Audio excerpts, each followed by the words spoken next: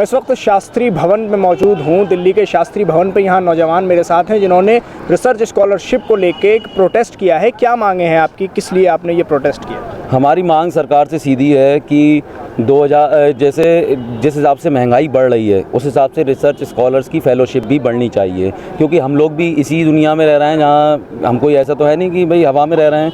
महंगाई हमारे लिए भी उतनी ही है, तो हमारी 4 साल बाद क्यों बढ़ाई जाती है, और वो भी तब जब शोधार्थियों को ज़मीन पर आना पड़ता है, संघर्ष करना पड़ता है, उसके बाद ही फेलोशिप में हाइक होता है। इससे पहले के आंकड़े अगर आप उठाएंगे तो 2006 में 8,000 स्कॉलरशिप थी एक JRF की। 2010 में उसको बढ़ाकर 16,000 किया गया था। 100% इंक्रीमेंट था 4 साल के स्पैन में। उसके बाद 2014 में इंक्रीमेंट हुआ। तो यही पैटर्न चला आ रहा है कि हर 4 साल बाद जैसे ही शोधार्थी संघर्ष करते हैं उसके बाद फेलोशिप बढ़ती है। तो 2014 में इससे पहले जब हाइक हुआ था तो गवर्नमेंट ने एश्योरेंस दिया था कि क्या कहते हैं, अब आपको अगली बार प्रोटेस्ट नहीं करना पड़ेगा, हम खुद से हाइक कर देंगे। लेकिन ऐसा नहीं हुआ, वो मियाद ख़त्म हो गई। 1 अप्रैल 2018 से ख़त्म हो चुकी है वो मियाद। उसके बाद तकरीबन 6 महीनों से हम लोग संघर्षरत हैं, लेकिन अभी तक केवल और केवल आश्वासन मिला है सरकार से और कुछ भी नहीं हुआ है। तो हमारी यही मांग है कि जल्दी से जल्दी हमारी फेलोशिप में हाइक किया जाए, और हम तो मिनिमम 80% ही मांग रहे हैं, जबकि 4 साल का अगर पिछला आंकड़ा देखा जाए तो करीब 100% भी होना चाहिए।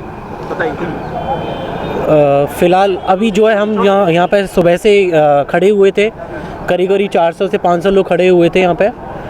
और यहाँ से अंदर से हमारी डिमांड बेसिक तो यही थी कि कोई अंदर से आए, कोई भी ऑफिसर सेक्रेटरी या जो भी आए हमसे आके बात करे।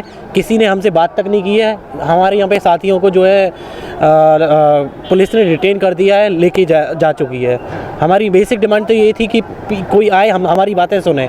कोई आया अंदर से? आपकी ये डिमांड पूरी हुई? कोई नहीं आया। हम लोग सुबह से खड़े हुए हैं यहाँ पर। 500 से ज़्यादा यहाँ पे शोधार्थी इकट्ठे हुए थे सुबह से, और ये कह दिया गया कि 5 बजे के बाद अगर यहाँ पे खड़े होंगे तो वो लोग कुछ एक्शन लेंगे। और हम लोगों को शोधार्थियों को 2 बसों में डिवाइड करके 2 अलग अलग डायरेक्शन में भेज दिया गया, और इवन काफ़ी लोगों को पुलिस स्टेशन भी अभी लॉकअप में बंद कर दिया गया है, और उन पर कोई अभी उन पर इस तरीके से एक्शन लिया जा रहा है। और इन लोगों का कोई रिस्पांस नहीं है MHRD का। और हमारी डिमांड्स यही हैं कि हमें जो लास्ट टाइम से रेगुलेशन हो रहा था स्कॉलरशिप में, वो स्कॉलरशिप में रेगुलेशन होता रहे, और जो अकॉर्डिंग टू रूल्स है उसके हिसाब से एनुअली जैसे जैसे हमारे एक्सपेंसेस बढ़ रहे हैं, महंगाई बढ़ रही है, उस हिसाब से स्कॉलर्स की भी स्कॉलरशिप में हाइक उसे दिया जाए और उसे एनुअली रेगुलेट किया जाए विदाउट एनी प्रोटेस्ट और these all things. Right. Protest करने पर आप मजबूर हो गए, इस पूरे मामले को इस हद तक बढ़ गया, क्या करें? मेन मुद्दा इसके पीछे महंगाई का है। महंगाई बढ़ी तो खर्चे बढ़े तो लोगों की सैलरी बढ़ती है, और जो रिसर्च स्कॉलर हैं वो चाहते हैं कि उनका स्टाइपेंड बढ़े। और जैसा कि मेरे साथी ने बताया कि 6 महीने से हम लोग आंदोलन कर रहे हैं, लेकिन सरकार की तरफ से केवल आश्वासन मिल रहा है, कोई एक्शन नहीं हो रहा है। तो आज हम लोगों को मजबूर हो के यहाँ पे आना पड़ा है MHRD ऑफिस के सामने, लेकिन आज भी कोई हमसे बात करने नहीं आया। यहाँ पे काफ़ी लोगों ने प्रदर्शन किया, और अब उन लोगों को बसों में भर के जो भी पुलिस स्टेशन है पास का उसमें डिटेन कर दिया गया है। आपके ही लोग जो प्रोटेस्ट कर रहे थे उन्हीं को पुलिस अरेस्ट करके लेके गई? हाँ, उन्हीं को डिटेन किया गया अभी मंदिर मार्ग थाने में। एक यहाँ पर बेसिक सवाल मैं जनता के सामने छोड़ना चाह रहा हूँ आपके माध्यम से, कि मतलब हमें ये सोचने पे मजबूर होना पड़ रहा है कि हम लोकशाही में हैं या राजशाही चल रही है। अभी तक राजतंत्र में भी राजा के अगर दरबार पे प्रजा आ जाती थी तो वो एक बार उसकी सुध लेने आता था दरबार पे। यहाँ ऐसा कौन सा इनको डर सता रहा था कि अपने देश के जो धरोहर है शोधार्थी, उसकी ये बात करने नहीं आ पाए? और यहाँ 5 से 6 घंटे तक यहाँ शोधार्थी सारे डटे रहे अपनी मांगों को लेके। ये इनको कौन सी ऐसी डर था कि ये उनसे मुखातिब नहीं हुए?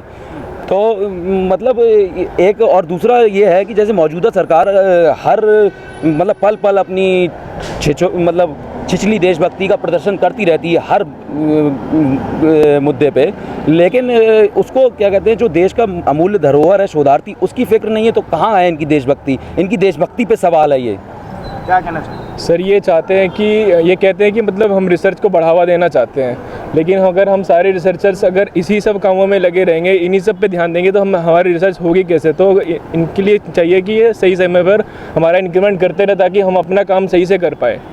तो यही चाहते हैं कि इंक्रीमेंट हो।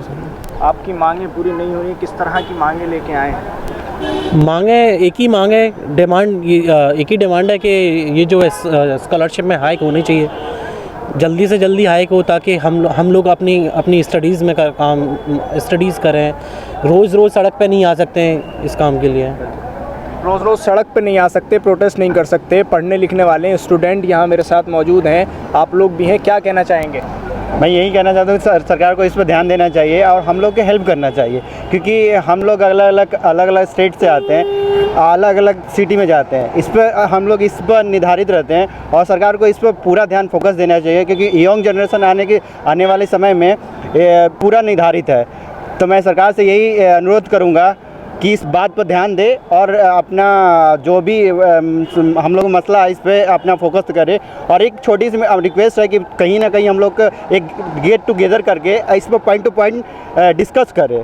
बस वादा किया था स्कॉलरशिप? हाँ, गवर्नमेंट ने वादा तो किया था, बहुत सारे वादा किए, इसमें ये भी वादा है। गवर्नमेंट ने बहुत सारे वादे किए थे बहुत स्टूडेंटों के लिए कि job 2 crore per year job creation करता, वो भी नहीं हुआ। हम लोग गांव देहात से आते हैं और बहुत स्ट्रगल करते हैं, बट गवर्नमेंट का कोई भी सब फोकस नहीं रहता। करती है कि हाँ यंग जनरेशन है, ये 65% इंडिया में यंग जनरेशन है, बट गवर्नमेंट का केवल वोट बैंक के लिए ही इस पर फोकस किया जाता कि 65% यंग जनरेशन वोट देती है, बट इस पर अपना मतलब जॉब रिलेटेड कुछ भी पॉइंट नहीं होता। अभी लास्ट 1 ईयर के फोकस करें तो गवर्नमेंट बहुत सारे नियम तो निकालती है, बट लागू ग्राउंड लेवल पर लागू नहीं हो पाता। एसएससी सीजीएल की बात करें तो उसमें भी एसएससी सीजीएल की बात करें तो उसमें भी अभी तक रिजल्ट पेंडिंग पड़ा हुआ। लॉट ऑफ मतलब बहुत सारे ऐसे हैं जो कि अभी पेंडिंग पड़ा है। गवर्नमेंट केवल अपना इलेक्शन के देखते हुए बहुत सारे काम करती है, हम लोग कोई अपना पॉइंट नहीं रखती है इस पर। नौजवानों को गवर्नमेंट सिर्फ वोट के लिए इस्तेमाल करती है। किस जगह के रहने वाले हैं? मैं बिहार से रहने वाला हूँ। बिहार के रहने वाले जी। और क्या क्या वादे थे जो पूरे नहीं हो पाए? बहुत सारे वादे थे। मैं एक छोटे से अब एग्जांपल देना चाहूँगा। मैं बिहार के स्टेट से हूँ, बट गवर्नमेंट उस समय जब आई थी तो हम लोग को लग रहा था कि गवर्नमेंट इतने साल से कांग्रेस राज की है, बट कुछ चेंज नहीं है। मोदी सरकार आएगी तो कुछ ना कुछ हम लोग के लिए पॉजिटिव कहेगी, पॉजिटिव थिंग मतलब लेके आएगी। हम देख रहे थे कि हमने दिल्ली में रह रहे थे उस समय, मैं घर जाके वोट दिया था मोदी सरकार को, इसलिए कि कुछ नया आएगा, नया कंपनियाँ स्टेबलाइज होगी इंडिया में और नए नए लोग यहाँ पे मतलब बाहर से जो हम लोग बाहर जाते हैं अदर कंट्री में, अदर सिटी में, कि या मैं दिल्ली में वर्क कर जाएंगे, कंट्री मेरा डेवलप होगा, थोड़ा अदर रिपोर्ट मतलब इंडिया का जो पॉइंट होगा अदर मतलब देखने का तरीका चेंज हो जाएगा। बट ऐसा कुछ नहीं हुआ। 4.5 साल में 4.5 साल 3 मंथ लास्ट है, लेकिन गवर्नमेंट में कुछ ऐसा कुछ निर्णय नहीं लिया। आपका गमो गुस्सा हम देख सकते हैं, यानी आपकी उम्मीदों पे पूरी तरह से बीजेपी हुकूमत खरी नहीं उतरी है? नहीं उतरी है, मेरे हिसाब से नहीं उतरी है। बिल्कुल नहीं। आपका क्या कहना है? यहाँ तक कि स्कॉलरशिप भी बंद कर दी। हाँ, मतलब मौजूदा सरकार का जितना भी कार्यकाल रहा है बिल्कुल मतलब बहुत निराशाजनक कार्यकाल है ये। और मतलब मेरा तो बेसिक सवाल ये है कि भाई आप टैक्स किस लिए लेते हैं हमसे? टैक्स से ही सरकार चलती है ना हमारे, तो आप किसके लिए काम कर रहे हैं? आप हमारी बात सुनने अंदर से बाहर नहीं आ सकते हैं? आप किसकी तनख्वाह उठा रहे हैं भाई? ऐसी मिनिस्ट्री को बंद कर देना चाहिए, मेरा तो ये मानना है। और शुक्रिया आप सबका हमसे बात करने के लिए। तो आपने देखा नौजवानों में किस तरह का एक गमो गुस्सा हुकूमत के लिए यहाँ देखने को मिल सकता है। दिल्ली से कैमरा पर्सन ताबिश अली के साथ न्यूज़ मैक्स के लिए साहिल नकवी।